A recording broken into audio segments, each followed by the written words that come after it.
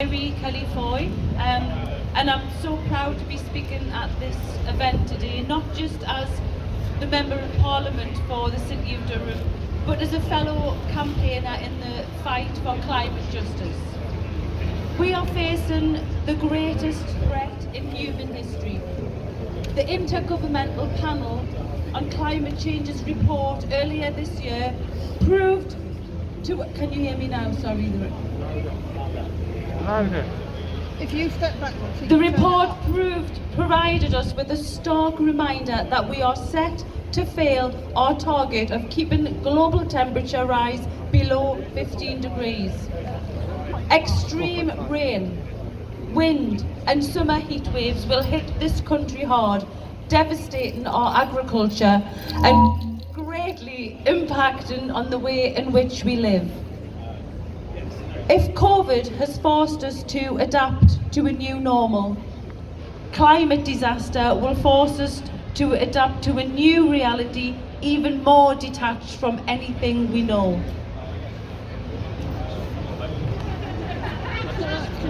speakers too far back.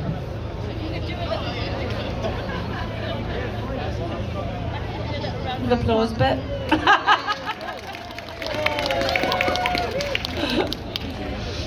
So in a world where 100 corporations produce 70% of all our emissions, it's the least well off who will be hit hardest by climate change. And this isn't something we can ignore. And this is why COP should have been bold, radical and inspiring. Instead, what we've seen is weak and devoid of any ambition. Instead of leadership, we've had impotence. We've had a Prime Minister who's happy to talk the talk, but rarely manages to walk the walk. A man that falls asleep, maskless, sitting next to a 95-year-old national treasure, David Attenborough. A Prime Minister that quotes Kermit the Frog at the United Nations delegation. Sadly, we simply cannot trust the government on the climate. A week ago, government MPs were whipped to vote against a ban on companies dumping raw sewage into our rivers and seas. And rather than investing in climate action, the Chancellor in the recent budget actually incentivised pollution, making it cheaper to fly domestically and by freezing fuel duty. Policies born of greed and consumerism. These are not the actions these are not the actions of a government that have accepted the reality of the climate crisis. They are those of a government in denial. However, I was elected and I promised to be part of the solution, not just pointing out the problems. And we need bold action to combat and reverse the 40 years of inaction that we've seen. And I was proud to be elected on a manifesto that would have taken the climate challenge seriously. It promised a green industrial revolution that would create hundreds and thousands of green, secure, stable jobs and would provide a just transition for workers. It would have transformed our society and our economy so that the environment and equality were at the heart.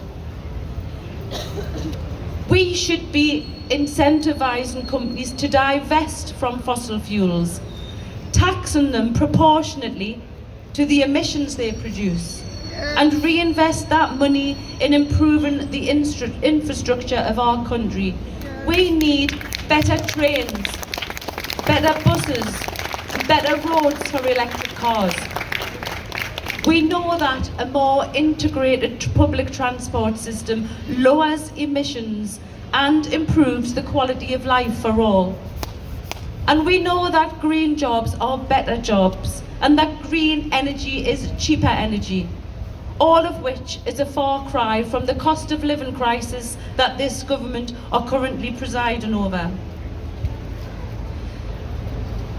Because while the impact of the climate crisis hits the worst off the hardest, the solutions to the crisis benefit the least well off the most.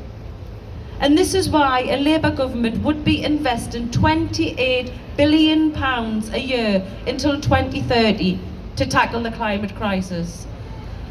However, this is a global crisis, and our inaction also impacts those in developing countries who are already feeling the impact of our pollution.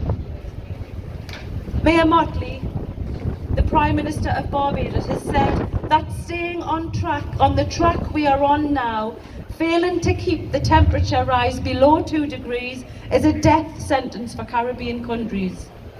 Labour would return foreign aid spending to a level that respects the dignity of those in other countries and that allows them to take effective climate action.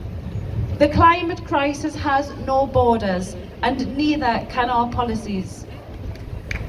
And I know how important it is to the people of Durham that they have an MP who is serious about the climate crisis. And that's why I'm proud to back the Climate and Ecological Emergency Bill, which would require government to take action to reduce our fossil fuel and global greenhouse levels, fulfilling the obligations of the Paris Agreement that we signed up to, and protecting the nature of our country. And we are all here today to demand action. We know that the government have used COP for a glorified photo opportunity, that they've just fiddled about while the world burns.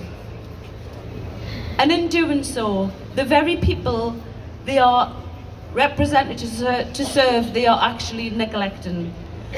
Until their actions meet their lofty words, we must keep holding them to account. We must keep demanding that the climate is at the forefront of our agenda, always. The climate emergency is here, and our planet depends on our action. If we don't take action now, we will mess it up.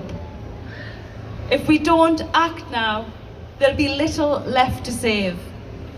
We simply cannot go fast enough and far enough. We need to act now.